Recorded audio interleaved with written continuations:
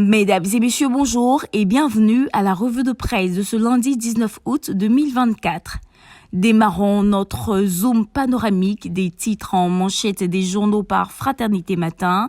Le quotidien pro-gouvernemental écrit que dans le cadre de la célébration du triomphe des éléphants à la Coupe d'Afrique 2023, la Coupe investit la Banque mondiale à son siège de Washington et un des grands artisans de ce sacre, en l'occurrence Begré Mambé, lui est sous les bords de la lagune ébriée et mène d'intenses activités. Ainsi, Le Monde a ouvert avec la 34e convention de l'église Foursquare, au cours de laquelle Mambé prie avec 15 000 fidèles. Le RHDP, à 15 mois de la présidentielle, mise sur Alassane Ouattara pour porter sa tunique lors de la présidentielle 2025, et l'Inter, au détour d'un entretien avec Abel Djouré, cadre du parti au pouvoir, affiche à sa une, reprenant les propos de ce dernier, que c'est clos, c'est le président Ouattara, notre candidat.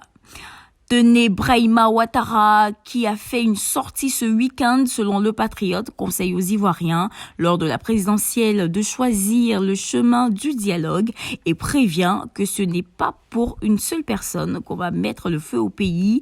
L'Avenir, pour sa part, croit que Tenez Brahima hausse le ton face à la surenchère et la provocation du PPACI et demande qu'il faut qu'on arrête ça.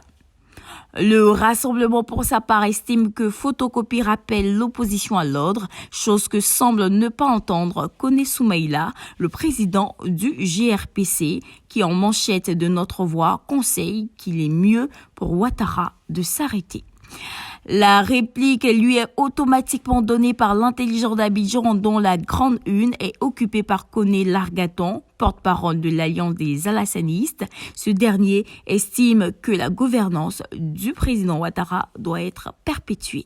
Le PDCI-RDA, qui lorgne le fauteuil présidentiel si l'on s'en tient au nouveau réveil, est dans la grande offensive sur le terrain.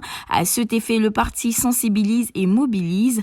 Toujours au PDCI-RDA, Dr Nyambien Yao, qui s'exprime à la grande une de Dernier Heure Monde, est formel pour dire que Thiam demeure l'unique candidat du PDCI-RDA.